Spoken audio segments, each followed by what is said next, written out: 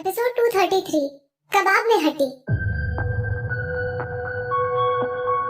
स्वीटी को आखिर में रियलाइज हो गया कि उसका भाई यथार्थ क्या करना चाह रहा था। उसे अपने भाई की बात बिल्कुल सही लगी। वो मोहित के साथ ही पली बड़ी थी और वो सिर्फ एक दूसरे के लिए बने थे। वो बेहुदा लड़की विदुषी सिर्फ उनसे जलती थी। स्वीटी ने खुद से समझ लिया कि उसका भाई बहुत समझदार है और ये सोचकर स्वीटी सचमुच में बेवकूफ बन ही गई कि शायद विधि सच में पहले उसे ही थप्पड़ मारना चाहती थी। इसलिए उसने अपना चेहरा ढक लिया और जोर जोर से रोने का नाटक करने लगी। विदुषी, मैंने तो मोहित और अपने बीच में आने के लिए तुम्हें ब्लेम भी नहीं किया था और आज जब एक दूसरे से टकरा गए तो तुम मुझे थप्पड़ मारना चाहती थी। विधि ने चौंक कर उन दोनों भाई बहन की इस मिली भगत वाले एक्ट को देखा। वो लोग ये क्या बकवास कर रहे थे। वहाँ पर खड़े होकर तमाशा देखने वालों ने आपस में कानाफूसी करना शुरू कर दिया। ओह, तो ये है पूरी कहानी। मैंने तो काफी पहले सुना भी था कि चोपड़ा और भाटिया फैमिली वाकई में एक दूसरे से बहुत ज्यादा करीब है। बिल्कुल हो सकता है कि स्वीटी और मोहित भाटिया एक साथ बड़े हुए हों और इसलिए विदुषी उन दोनों के बीच में कबाब में हड्डी बन गई थी। दूसरे आदमी ने कहा, सही है, मुझे तो उसके ऊपर बहुत दया आ रही थी। तो इसका मतलब ये हुआ कि वो सिर्फ कबाब में हड्डी की तरह उन दोनों के बीच में आ गई थी। देखने वालों ने विधि को नफरत के साथ देखना शुरू कर दिया। मिस चोपड़ा, आपको इतना कॉन्फिडेंस कहाँ से आ रहा है? विधि ने उसकी हंसी उड़ाते हुए कहा, हाँ ये बात तो मैं मानती हूँ कि आप दोनों की फैमिली एक दूसरे के करीब है, लेकिन इसका मतलब ये नहीं कि मोहित भी आपको पसंद करते हैं। अगर वो आपको पसंद करते होते तो वो ये अनाउंसमेंट क्यों करते कि मेरी जैसी कोई लड़की जिसका कोई बैकग्राउंड और स्टेटस नहीं है उनकी गर्लफ्रेंड है। वैसे भी मोहित ने पहले कभी भी आपको अपनी गर्लफ्रेंड के तौर पर मेंशन क्यों नहीं किया? ऐसा इसलिए हुआ था क्योंकि तुम एक घटिया, करप्ट और बेईमान लड़की हो। स्वीटी ने गुस्से से उसकी तरफ इशारा किया। तुम्ही ने मेरे मोहित को बहला फुसलाकर बहका लिया और हमारे बीच आ गई, कबाब में हड्डी की तरह। विधि के पिक्चर में आने से पहले स्वीटी को ऐसा ही लगता था कि मोहित के साथ उसका रिश्ता बहुत अच्छा था।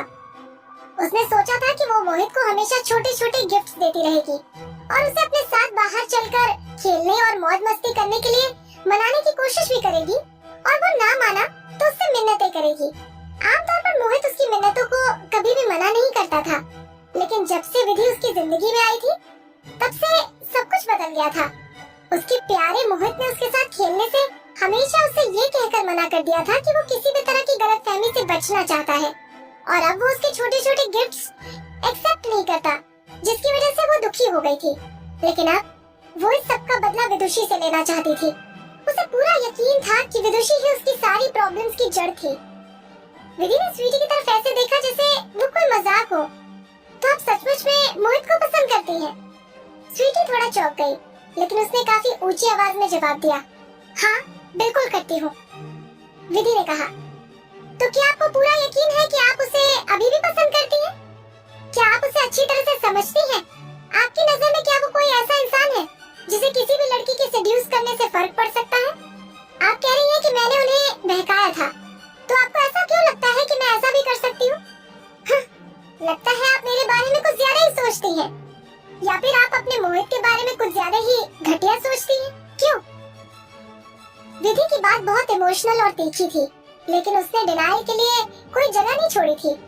ये सुनने के बाद तो स्वीटी के पास बोलने के लिए कुछ भी नहीं बचा था और उसकी आंखें लाल होने लगी थी। विदुषी, तुम बहुत ज्यादा बोल रही हो। अपनी प्यारी बहन को एक बार फिर से हारता हुआ देखकर यथार्थ ने उसका साथ देते हुए कहा, विदुषी, तो फिर आपको ऐसा क्यों लगता है कि आप भी मोहित को पसंद करने के लायक हैं? अगर आपने कोई प्लान नहीं बनाया होता तो आप जैसी एग्रेसिव लड़की के लिए मोहित जैसा इंसान क्यों गिर पड़ जाता? एवरीवन हियर, आप लोग खुद अपनी आंखों से ही देख सकते हैं। उसने भीड़ की तरफ देखते हुए विधि की तरफ इशारा किया और जोर से कहा, मोहित भाटिया ने इस लड़की को अभी कुछ दिन पहले ही अपनी जिंदगी से अपने घर से निकाल कर बाहर फेंका है और ये आज यहाँ पर मुझे बहकाने की कोशिश कर रही थी। मेरी बहन ने उसकी उन हरकतों को नाकाम कर दिया, तो इसने अपने पिछले रिश्ते और इस समय की शर्मिंदगी को छिपाने के लिए मेरी बहन को थप्पड़ मारकर अपना गुस्सा निकालने की कोशिश की। ये बेहुदा लड़की, क्या आपको लगता है कि अभी भी ये धरती पर रहने के लायक है? चारों तरफ लोगों में तरह तरह की बातें होने लगी। कोई कह रहा था, हे भगवान, ये तो बहुत बड़ी न्यूज है। क्या सचमुच में ऐसी भी कोई बैक स्टोरी है? मोहित के निकाल फेंकने के तुरंत बाद विदुषी को एक नया टारगेट भी मिल गया है।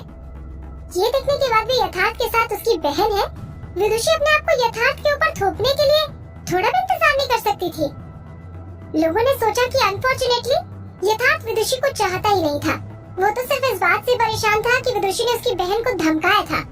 विदुषी शायद उसे रिझाने में कामयाब नहीं हो पाई, तो खुद से ही शर्मिंदगी महसूस कर रही होगी। किसियानी बिल्ली खंबा नोचे। आजकल एंटरटेनमेंट सर्कल में क्या गड़बड़ चल रही है, वहाँ का माहौल कितना खराब हो चुका है। एक अमीर लेडी जो अपने पति की बाह पकड़कर खड़ी थी, ने आह भरते हुए अपना सर हिलाया। उसके चेहरे का नफरत का एक्सप्रेशन साफ दिखाई दे रहा था। कुछ यंग मैन जो वहाँ पर खड़े होकर तमाशा देख रहे थे, चुपचाप विधि के शरीर को घूर घूर कर देख रहे थे। तो ये स्मॉल स्टार उस तरह की लड़की थी। उसके शरीर को देखो और उसका चेहरा। वो कोई खास सुंदर तो नहीं थी, लेकिन उसमें कुछ तो ऐसा था जो लोगों को अट्रैक्ट करता था। वो वैसे भी वो मोहित भाटिया जैसे आदमी की गर्लफ्रेंड हुआ करती थी, वो भी तो एक खास बात थी। उसमें कुछ ना कुछ अपीलिंग तो जरूर था। उनमें से कई लोग अगर मौका मिल जाए तो उसके साथ एक अच्छी चैट करने के लिए प्लान भी कर रहे थे। अपने ऊपर इतने सारे लोगों की घूरती निगाहें देखकर विधि बहुत अनकंफर्टेबल फील कर रही थी और उसके अंदर की आग और भी ज्यादा भड़क गई थी। मिस्टर यथार्थ चोपड़ा, मुझ पर ऐसी उल्टी सीधी बातें जो मैंने कभी की ही नहीं थोपना बंद करो। यथार्थ ने अभी भी उसे अपने हाथों की पकड़ से निकलने नहीं दिया था, जबकि विधि अपने आप को उससे छुड़ाने के लिए लगातार अपनी पूरी ताकत लगा रही थी। वो सिक्योरिटी गार्ड्स की तरफ देखने के लिए मुड़ी और बोली, प्लीज मुझे उससे छुड़वाएं और मुझे यहाँ से जाने दीजिए। सिक्योरिटी गार्ड वहाँ पर झगड़ा खत्म करवाकर शांति बनाने के लिए ही आए थे, लेकिन यथार्थ की बातें सुनकर उन्हें भी लगने लगा था कि शायद विधि ही बेशर्म लड़की है। हो सकता है कि वो सचमुच में अपने अप्रोच में फेल हो गई होगी और इसलिए यथार्थ के साथ उसका झगड़ा हो गया होगा। हो सकता है कि इसीलिए उन लोगों ने विदुषी को अभी भी पकड़ कर रखा था। उन्होंने सोचा कि ऐसी लड़की को एक अच्छा सबक मिलना ही चाहिए। वहाँ खड़े सिक्योरिटी गार्ड्स ने आपस में कुछ बात की और एक दूसरे की बात से एग्री किया, लेकिन विधि को यथार्थ के हाथ से छुड़ाने के लिए उन्होंने कोई एक्शन नहीं लिया। भीड़ के सामने इस तरह की इंसल्ट झेलने के बाद विधि को इतना ज्यादा गुस्सा आया कि उसे रोना आने लगा था। उसने एक गहरी सांस ली और खुद को शांत रखने की कोशिश की। अब उसे इस मजाक को खत्म करने का कोई तरीका सोचने की सख्त जरूरत थी। फिर भी उसके कांपते शरीर ने सभी को बता दिया था कि वो अंदर से कितनी ज्यादा परेशान हो रही थी। इस तरह के इंसल्ट और बेसिल पैर के इल्जामों के सामने कोई भी लड़की शांत नहीं रह सकती थी। ये देखकर कि विधि गुस्से से कांप रही थी, स्वीटी अब नाराज नहीं लग रही थी। वो खुशी से मुस्कुराने लगी और कहा, हाँ, मेरा भाई सही कह रहा है। तुमने मेरे भाई को भी बहकाने की कोशिश की थी और यहाँ पर खड़ा हर एक इंसान इस बात का आई विटनेस बन सकता है। मैं ये बात मोहित को जरूर बताऊंगी कि आज यहाँ पर क्या हुआ है। उसे भी तो पता चलना चाहिए कि तुम कितनी बेशर्म लड़की हो। तुम तो वो हो जो पैसे के लिए कितना भी नीचे गिर सकती हो। मोहित सुनेगा तो वो तुमसे और भी ज्यादा नफरत करने लगेगा। स्वीटी बहुत खुश हो रही थी और उसने अपने मन में सोचा कि ये बहुत बढ़िया आइडिया है। इसके साथ ही उसने महसूस किया कि उसका मूड और भी ज्यादा अच्छा हो गया है। विधि का मन कर रहा था कि वो स्वीटी के चेहरे से उसकी स्माइल को नोच कर फेंक दे, लेकिन वो जानती थी कि इस समय उसके लिए अपने आप को यथार्थ के हाथों से छुड़वाना ज्यादा जरूरी था।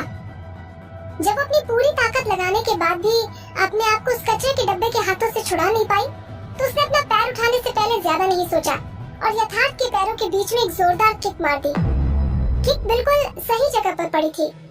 यथार्थ तुरंत डर से बुरी तरह चीख पड़ा और उसका हाथ छोड़कर जमीन पर गिर गया। जो भी वहाँ पर खड़ा इस तमाशे को देख रहा था, वो एकदम शॉक्ड हो गया था और खुद को चीखने से रोक नहीं पाया। कई सिक्योरिटी गार्ड्स तुरंत उसकी मदद करने के लिए आगे बढ़े। मिस्टर चोपड़ा, क्या आप ठीक हैं? यथार्थ की हालत सभी को पता थी, क्योंकि सभी ने विधि को उसके पैरों के बीच में जोर से लात मारते हुए अपनी आंखों से देखा था। अगर यथार्थ के साथ कुछ भी गलत हो गया तो सिक्योरिटी गार्ड्स ने कॉन्सिक्वेंसेस के बारे में सोचने की हिम्मत तक नहीं की। बाकी के सिक्योरिटी गार्ड्स ने विधि को घेर लिया था। यथार्थ जमीन पर गिर गया था और दर्द से करा रहा था। स्वीटी ने हेल्पलेस होकर शौक से कभी अपने भाई को और कभी उन सिक्योरिटी गार्ड्स को देखा जिन्होंने उसे घेर लिया था। अब उसे क्या करना चाहिए? उसने इससे पहले कभी भी ऐसा कुछ एक्सपीरियंस ही नहीं किया था। ये नजारा देखने के बाद वहाँ खड़े लोग और भी ज्यादा एक्साइट हो गए थे। यथार्थ की इतनी बुरी हालत को देखकर कुछ लड़के जो विधि के बारे में लस्टफुल थिंकिंग कर रहे थे, उन्हें भी ठीक उसी जगह पर थोड़ा सा दर्द महसूस हुआ जहाँ पर विधि ने यथार्थ को लात मार दी थी। ये बेहुदा लड़की तो बहुत शातिर थी। ऐसा लगता है कि अगर वो उसके साथ कुछ उल्टी सीधी हरकत करना भी चाहते थे तो उन्हें उसके इस तरह से किक से संभल कर ही रहना होगा। विधि इस बात से बिल्कुल अनजान थी कि वहाँ खड़े लोगों में से कुछ लोग अपने मन में उसको लेकर अपनी लस्टफुल डिजायर में खोए हुए थे। अपनी कलाई को यथार्थ की उस खतरनाक पकड़ से छुड़ाने के बाद अब वो वहाँ और नहीं रहना चाहती थी। वो मुड़ी और वहाँ से जाने के लिए चल पड़ी, लेकिन तभी उन सिक्योरिटी गार्ड्स ने उसका रास्ता रोक लिया। मिस शर्मा, प्लीज यहीं रुक जाइए। आप किसी को इस तरह से लात मारकर इतनी आसानी से यहाँ से जा नहीं सकते। प्लीज हमारे साथ कोऑपरेट कीजिए। हम मिस्टर चोपड़ा की चोट को चेक करवा रहे हैं। अगर यथार्थ के साथ कुछ भी गलत होता तो वो विधि को ऐसे ही छोड़ देने की जिम्मेदारी नहीं उठा सकते थे। विधि की नजरों में गुस्सा भरा हुआ था। तो अब आप लोग क्या करना चाहते हैं? जब ये लोग मुझे धमका रहे थे तब आप लोग हाथ पर हाथ धरे चुपचाप तमाशा देख रहे थे। अब जब मुझे खुद को डिफेंड करना पड़ा तो आप लोग मुझे यहाँ पर ही रोके रखना चाहते हो।